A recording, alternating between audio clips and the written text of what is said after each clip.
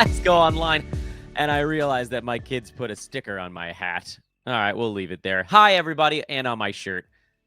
It's a weekend, so we do what we got to do around these parts. Welcome to Old Man Squad Fantasy Basketball. I'm Dan Vespris, and you can find me on Twitter at Dan Vespris, DanBesbris. I'm Old Man Squad over on the brand new Blue Sky Network. It's fine. We're easing into the show to start the day. And Old Man Squad Fantasy on Instagram. Hey, this Thanksgiving holiday, why not head to the world's most trusted betting platform and your number one source for online betting, Bet Online.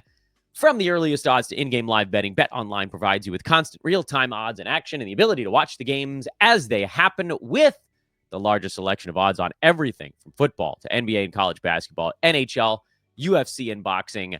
Head to Bet Online today to see why Bet Online is America's most trusted site for online wagering. Bet Online. The game starts here. Welcome, everybody, to our Week 7 preview show.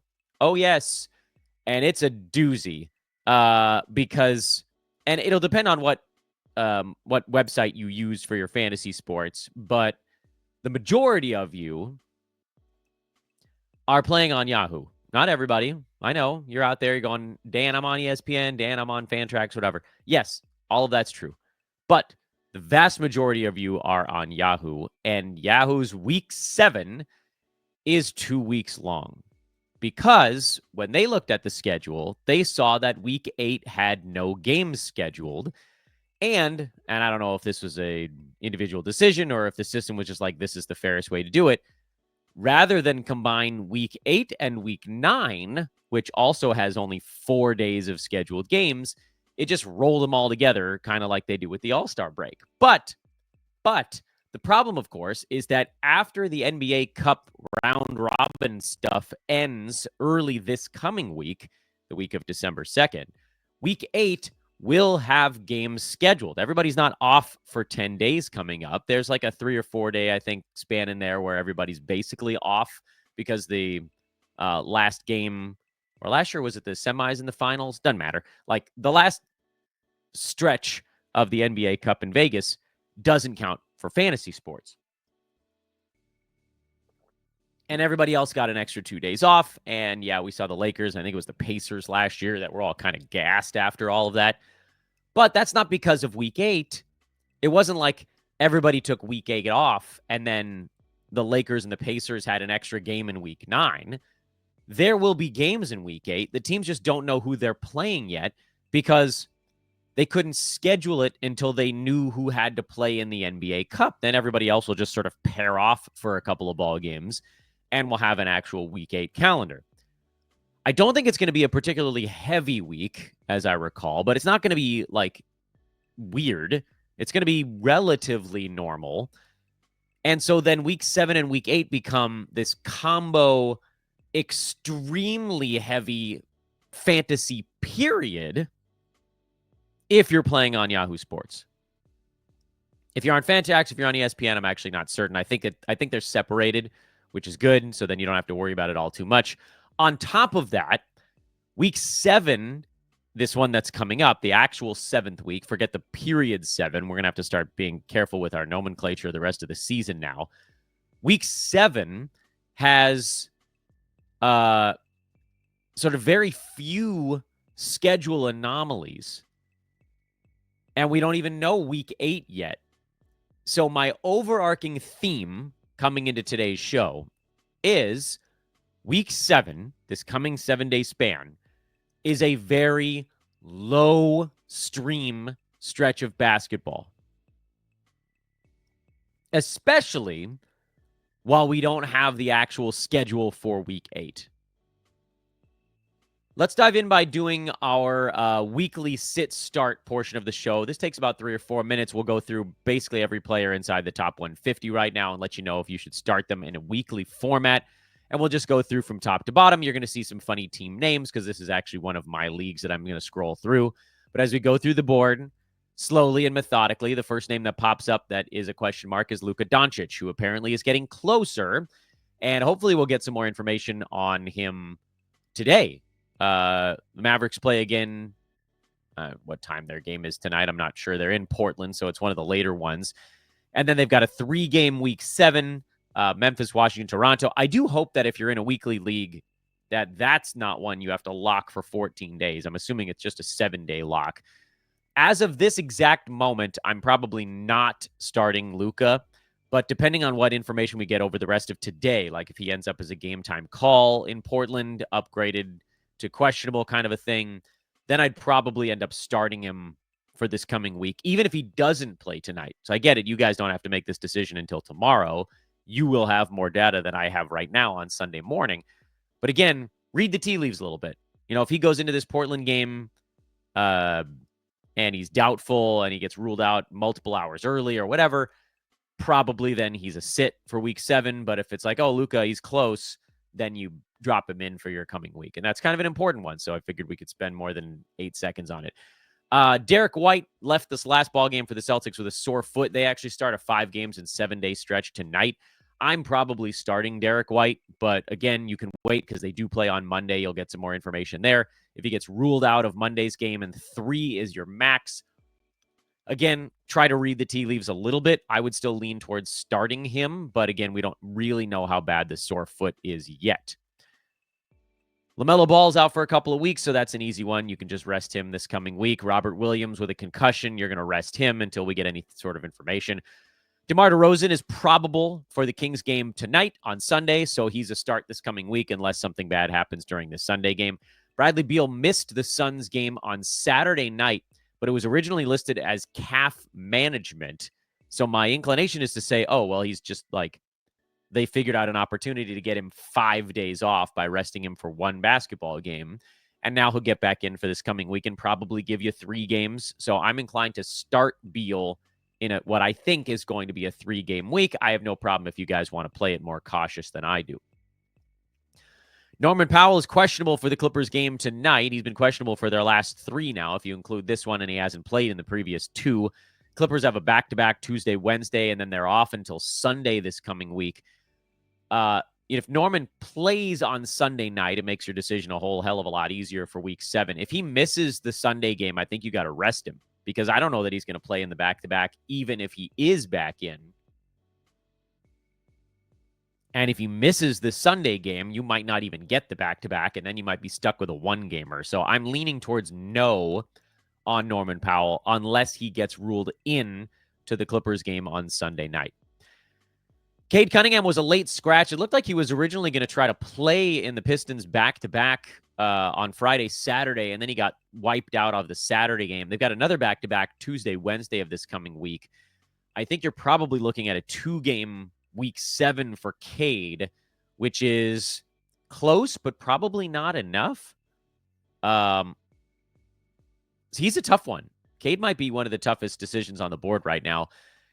Obviously, his peripheral numbers are outstanding. I can sort of scroll across a little bit and take a look at that. Actually, I can't. It's a different scroll bar. But then the turnovers are obviously a big deal. And, I mean, that's really the sort of downside for Cade on the season to this point. I truly don't have a strong feel on him either way. I'd probably start him and then hope that it really was just sort of like dealing with the back-to-back. But if you want to rest him, I'm okay with that. Like sometimes you got to play it safe and get the guy who's got 4 games instead of the guy who might give you 1 or 2. Porzingis is likely to sit one half of the Boston back-to-back in both ends of their 5 and 7. The question then becomes, and we'll know by later today because they're in Cleveland. My guess is he plays the Cleveland game and sits the Miami game, but I don't know. Again, it could be more like a coin flip, and then he'll miss one of the Friday, Saturday of next week. That might line up to where if he plays Sunday, skips Monday and Thursday or something like that, then you're talking about a 2-game week for Porzingis. So you got to see what happens tonight on Sunday, and then you'll have your call on what you should do with Porzingis this coming week. Aaron Gordon is getting closer, but I'm not starting him until he actually plays because they'll probably kind of ease him back in. He's also a guy who was a bit of a sell high before he went down. Al Horford is not a guy you want to start daily anymore, but he will have a couple of games this week of sort of like the drop-and-play kind of dude because Porzingis is going to sit 2 games, and he'll probably alternate with Kristaps on which one they're in. So if ever there was a time to have Al Horford and drop him into a lineup twice in a week, this would be it, but you're not starting him in a weekly format. That would be a bad idea. Brandon Ingram already ruled out, dealing with some sort of calf tendonitis. I don't know when the hell he's back, so you got to keep him out. Paolo, Cam Thomas, those guys, until we get any sort of good news, they're out as well. And now we crest inside the 101 chunk. Miles Bridges, it sounds like he's getting closer, but you're not playing him until he's actually back in there. Grady Dick, same thing. Austin Reeves is starting unless we hear something bad about him. Jeremy Grant is questionable for the Blazers game on Sunday night. So, again, we'll get a little bit more information on him. If he doesn't play on Sunday, he's a sit, and that's an easy call. He's barely a play even when he's playing at this point. But, again, if you're punting field goal, he's actually been kind of fine. Drew Holiday, I would expect him to sit 2 of the Celtics' upcoming 5 games, 1 at minimum, which actually does kind of make him a difficult one because you'll want to see how, just like with Porzingis, where do the missed games fall for these kinds of guys? And I have no problem with Drew Holiday sort of overall, but because their schedule is so clustered, if he, again, plays in Cleveland, sits on Monday, and then sits another of their other back-to-back, then that's a 2-game week, and that's simply not good enough for almost any of those guys, certainly not with a guy ranked near number 100. Let's go just a little bit farther on the weekly stuff, just in case we don't want to miss anybody important. Zach Edey, he's getting closer, but you're not playing him until he's actually back. Klay Thompson, same thing. But again, we're now in the range of guys you're probably not even playing once they're back, like Alex Caruso. Klay Thompson is also in that mix. Dorian Finney-Smith. D'Lo is doubtful with an illness. That's a shame because they could certainly use him. Although I guess the Lakers think they should be able to handle their business in Utah. I guess we'll see. I would probably start D'Angelo Russell this coming week in a 4-gamer, especially with him starting to play a little bit better. And that's probably about as far as we need to go with this stuff. Jeremy Sohan would be another one. But again, you're not starting these guys that have been out a while until you actually get to see them take the court and look like they're comfortable doing so. All right, let's get to the part of the show that everybody loves the most, and that is the streaming guide. I got to do some zooming here so you guys can see what we're looking at with Week 7. Let me switch it to full screen mode also so it's a little bit easier to look at. There we go. Quick commercial break, and then it's streaming time.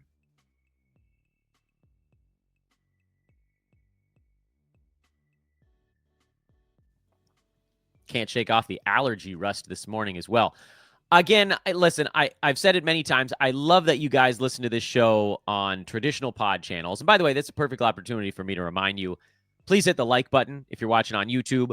Subscribe, people, if you've been enjoying what we've done here. And if you're listening on Apple or Spotify, those 5-star reviews really do go a long, long way. And we get paid more per commercial break on Apple and Spotify and the other after-the-fact podcast listening devices than we do on YouTube. But I would also recommend either watching along for this segment, so flip over to YouTube, or pulling up the free Google Sheet that's linked in the show description and has been since the first day of the year, where I'm just sort of slowly adding things as time permits. That's the thing. Like, this is what I do now, but also I'm going to do it on my calendar. And my calendar is messy with 2 young children. So pull up that Google Sheet. You can watch along with us. It's free. It'll always be free. I mean, this season, everything's 100% free. I'm hoping to keep it that way forever. So you can kind of see what we're talking about. It's very hard to visualize all of this stuff without some sort of thing in front of our eyes. Is there a better way for me to do this in terms of how it appears on the screen? We'll try it like this. So here's the thing. Week 7, which, again, that's what we're in. And yes, you might be in period 7, which would be weeks 7 and 8 put together. But here's the stuff to keep in mind. You guys know that what we like to do with our streaming discussion is start with the really bad schedules and work our way away from them, meaning find problems and solve those problems. And there aren't really almost any traditional problems in Week 7. There are no 2-game weeks. It's all 3s and 4s in Week 7. And the only thing, if you really dig deep, Brooklyn and the Clippers and I've highlighted them in sort of like a deep brown just to make them a little bit, to stand out a little bit. Each of those teams has a 3-day break in the middle of the week. Both the Nets and the Clippers play Monday, Wednesday, Sunday. Sorry, the Clippers play Tuesday, Wednesday, Sunday. But both those teams are off Thursday, Friday, Saturday. This is notable because there are quite a few teams that play 3 times between Thursday and Saturday. I'm not going to go through them now because you have time to find these clubs, but like just on the screen that we're looking at right now, which shows the first 6 or 7 teams in the NBA alphabetically, Charlotte, Chicago, and Cleveland, all 3 of those teams have 3 games Thursday through Sunday. Sunday is a possible overload day. There's 12 games on Sunday. There's 11 on Tuesday, which is close and might overload for some of you guys, but also probably not everybody. Sunday, you get a little bit closer. You know, we've done this math before, and it's impossible to know because every team is a little bit different. But, you know, you do 12 out of 15 because 12 games out of a possible 15, that's 80%. That's math that you guys can potentially do in your head. And if you're in a Yahoo League, 80% of 13 roster slots is 10.4. So on average, you will have exactly 10 of your 13 guys going. That's the most likely number to pop up. But some of you are going to have 11, some of you are going to have 12, some of you are going to have 9, 8, 7, and so on and so forth. So I can't schedule this out for everybody.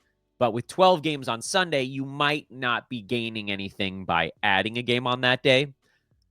And the beauty part of that is because Brooklyn and the Clippers both play on Sunday, you'd be adding 2 games on other lower traffic days of the week by making a switch on Thursday. But here's the problem. When we schedule out week 8, I don't know. We don't know when the Clippers and the Nets are going to be playing their games. It might end up being that they have better schedules in week 8 than some of the other teams that you were pivoting to. And if you're on Yahoo and you only have 4 roster moves to use over 14 days, you've got to be really judicious with your moves this coming week.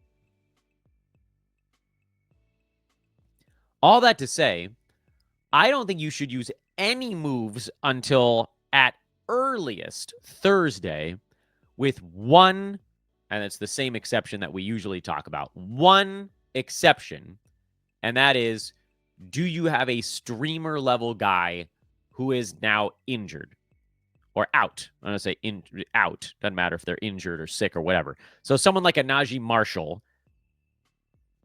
who couldn't make it through the Mavericks game on Saturday in Utah because of flu-like symptoms.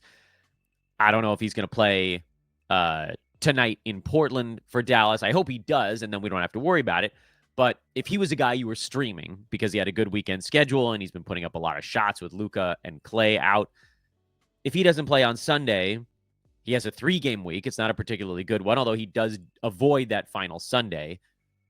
Typically, I would have said just hold through at least Saturday on Marshall because, 3 games between Monday and Saturday is only 1 less than some of the other teams in the NBA. You don't lose all that much that way. And you can pivot on Sunday if you really wanted to. But if it turns out he's sick and you don't know if he's going to play his game on Tuesday or Thursday, I assume if it's a cold, he'll be back by Thursday, then you could pivot to somebody else. So that to me is the only scenario where you would look at some other direction. But nobody has a Monday, Tuesday back-to-back. The best case scenario for anybody in the NBA is 4 games Monday through Saturday. And you can see by looking at the attached Google sheet, there aren't that many teams that even have that. Boston, as we've talked about, starts a 5-game and 7-day span tonight on Sunday, but some of their key guys are going to sit 2 of those games. So do you go with like Nimias Queta and hope that he has 4 serviceable games because Porzingis sits Monday, but Horford sits Sunday, and same flip-flop on Friday, Saturday next week, and maybe Drew Holiday sits 2 of those games, and maybe they give an opportunity to rest Tatum for 1 or Brown for 1 or whatever. Like, is that the path you go? Maybe. That's a possibility. But we can see, I'll scroll down the board while I'm talking about it. There are no other teams that go 4 times Monday through Saturday. So Boston has the edge there. And yeah, you could go with like a Sam Hauser if you think he's going to play in all 4, or a Keita if you think he's going to play in all 4. Those are directions you might lean. But again, I really would try to avoid doing it unless you have somebody injured to start the week. And I get it. Someone out there is looking at this board and saying, Dan, what about a team like Brooklyn or the Clippers, who you just talked about, that has that 3-day off starting on Thursday? You don't have to do anything about that until Thursday, because Brooklyn has 2 games Monday to Wednesday, just like Boston has 2 games Monday to Wednesday. The Clippers have 2 games Monday through Wednesday. Theirs happens to be Tuesday, Wednesday, but that's actually better. You know, there's plenty of teams that only have 1 game Monday through Wednesday. You're not going to pivot from those to a team that has 2, because look at Charlotte. They've got 1 game the first 3 days of the week, but then 3 the final 4. Same with Chicago. Same with Cleveland. You have to look over a longer distance this coming week, or weeks, again, depending on what site you're looking at. And long streaming becomes really the only way to stream. If you're making a move this week, you better be planning on holding that guy for at least 4 days. And once we learn more about week 8, I'm hoping that some of the stuff we do is over more like 6 days, 7 days, 9 days, something like that. Because if you're streaming for 2 or 3 days at a time, you're going to be out of roster moves long before the second week of this period is done. So please, I beg of you again, unless you have somebody that you know is out early in the week and is streamer level, so filler level, basically, please don't use a roster move until Thursday. Again, the only time to use a move before Thursday is to turn a 0 game played into a non-zero number.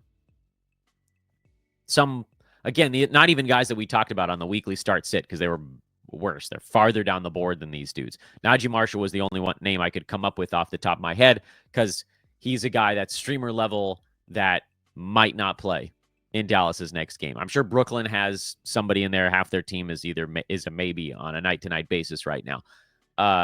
They're not the only one. There's other streamer level guys that may or may not play in, the first game to start the week.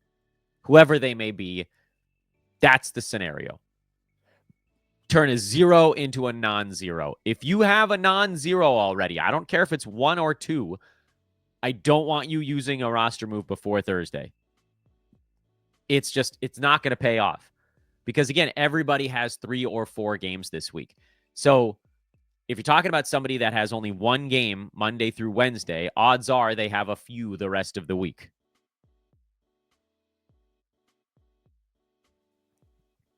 Lord, I hate morning allergies these days.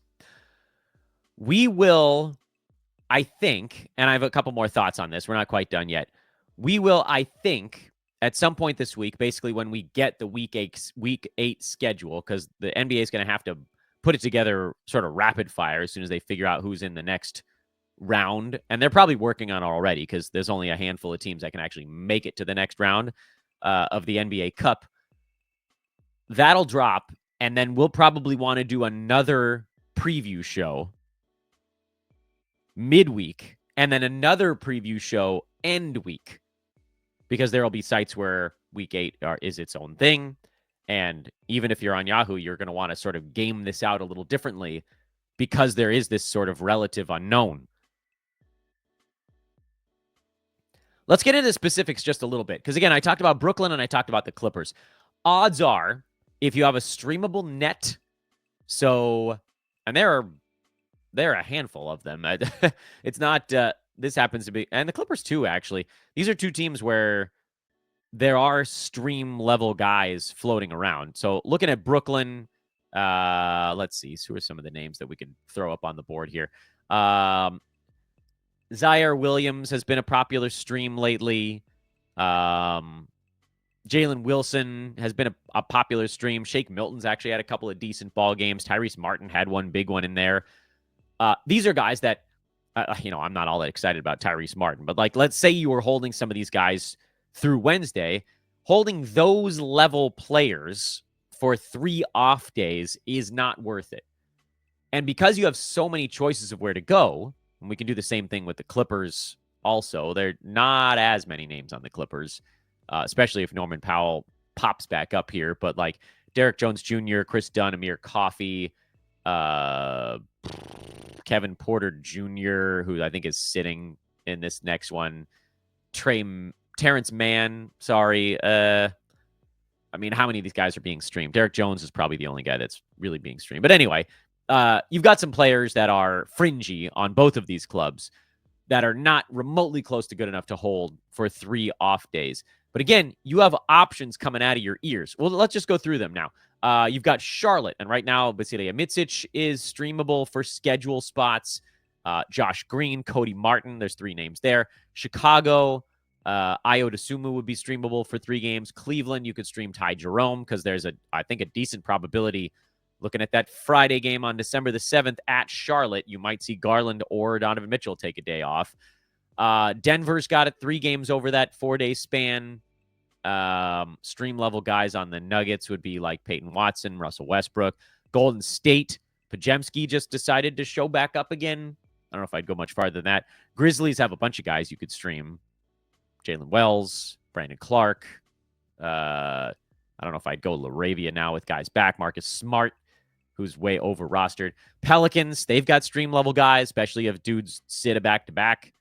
Brandon Boston, Jeremiah Robinson Earl, Javonte Green, so on and so forth. Phoenix, not as many there, but if Beal takes a day off, you might go Grayson Allen. Sacramento, San Antonio, Washington, all of these teams. Sacramento doesn't have many if DeMar's back. San Antonio has a few. You've got Champagny there. Washington definitely has some. Keyshawn George, Bub Carrington, if you want to go that route, although they went like pretty starter heavy in the last game without Kyle Kuzma. Anyway, all that to say, you've got like 10 to 15 player names you could swap to Thursday to Sunday, and then we'll have to kind of reassess. My hope is that we have a pretty good idea of what's going on by the middle of this week, and that's when we can do our sort of supplemental weekly preview or week and a half leap preview show that runs Thursday of this week through the end of next week. But again, we'll have to play that a little bit by ear because we'll, go when the NBA gives us a schedule to operate on. But I yell at you again, other than Brooklyn and the Clippers and a guy being out, I don't want you guys making moves until the bitter end of this week. I have one more thing I want to discuss about sort of what is the bitter end. Not necessarily Sunday. First of all, if you're not playing on Yahoo, and this is actually a 1-week week, that was a fun sentence to say, then go nuts on Thursday, right? Because you use your moves on Thursday, turn those turn the Nets and the Clippers into other guys. You could look at a team with a 3-game week. Who would that be? Who's got a 3-game week with kind of a weird schedule? Like Dallas, they go every other day, Tuesday, Thursday, Saturday. You could turn them into a 4-gamer if you wanted to. But here's my thing. And the reason you would do that is because waiting until the very end of the week for a team like Dallas, you'd make a move on Sunday, but you might be overloaded anyway. Same thing with Detroit. They go Tuesday, Wednesday, and then they only have 1 game over the final 4 days. It happens to be on Saturday. So if you pivot to a 3-gamer, you might not get the full value of an overload. But there are other teams. So these are the other teams to look at if this is not a 2-week period for you. So we already talked about Brooklyn. We already talked about the Clippers. The other teams to look at, just for different little individual moments, would be Dallas, because they got 3 games, and they don't play on Sunday. So they're decent games right now, but if you wanted to turn them into a 4, you could try to find a team that goes 4, like Boston, we just talked about, that doesn't go on Sunday. Dallas is what you'd call an but again, we're just looking for teams to use moves on. Detroit, starting on Thursday, would be another spot you could look at. Houston would be one on Friday. You could look at making a move because they go Sunday to finish the week, 1 game the final 3 days. You could switch it to a team that maybe goes like a Boston that has Friday, Saturday back-to-back. I think they're the only team that has that Friday, Saturday back-to-back. But you could certainly add a game. I lost track of where the hell we were with Houston. Let's keep scrolling down just to find the other maybes in the mix. Might be it. Portland, I guess, because they've got this stretch in the middle of the week, Wednesday through Saturday, where they only play one time. So you could switch that to a 2 instead of a 1. You're not going to get a whole lot of 2-game bumps if you're using all of your moves just in week 7. Just something to keep in mind. I know we like to try to gain 2 games per move. That's going to be almost impossible this week, other than with the Clippers and with the Nets. But again, if you're on Yahoo, get off of zeros. You can get off Brooklyn and the Clippers on Thursday. Save your other moves. You're going to want something to do on week 8. And I think that's where we should probably leave it on this preview show, because, again, this is really like a part 1 of 3 on this really goofy set of, 10, 14 days or whatever we're looking at here. And anything else, we're just sort of talking in circles. So as the week goes, we'll do a little bit more of this stuff. Again, we'll probably do another show on Thursday-ish about this sort of thing. We'll talk about it on social media, good schedule, bad schedule, things of that nature. I'll try to make sure that everybody's aware of what I'm personally doing. But again, unless you have an injured guy, you're probably trying to save your moves until Thursday or later. Preferably Thursday, though. So Brooklyn, the Clippers, and maybe the Pistons during that stretch, but not as much fun because the Pistons don't have the heavy traffic Sunday game that you can wipe out as well. Remember, this Google Sheet is available to you in the show description. It's always been there, and it's not going anywhere. It gets copy and pasted into every single show description I do. It's got that streaming calendar. It's got the injury replacement board, which doesn't get updated really over the weekend. We'll try to get that freshly done on Monday.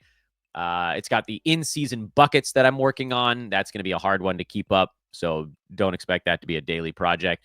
And it's got the player movement was kind of a fun one that's in there as well. Also, it's got everything from draft season, so if you ever want to look back and see what the hell we were talking about, that's all in there. Click through that if you like. Subscribe. I'm trying to do as much as I can, and you guys hitting that subscribe button actually goes a long way towards kind of powering my emotional state. At Dan Besbris on Twitter, DanBesbris, at Old Man Squad on Blue Sky. Like if you're watching on YouTube, 5-star if you're on Apple, Spotify, all that good stuff. Good luck this coming week. Again, be patient. I know it's not easy, but that's the message of week 7. Be patient this coming week because it's going to be a weird stretch, and we will work our way through it. Back with you guys tomorrow. We'll have our big weekend recap show. I think 28 of the 30 teams play Friday or Saturday, Sunday, so we'll dive into those. Really grateful to all of you that watched our special Saturday show where we did the Friday recap. It was really well trafficked. Maybe that's a thing I should be trying to do more often. I don't know. I'm learning. I'm figuring it out on the fly with all of you guys. Let's go get them. Enjoy your Sunday. See you guys tomorrow.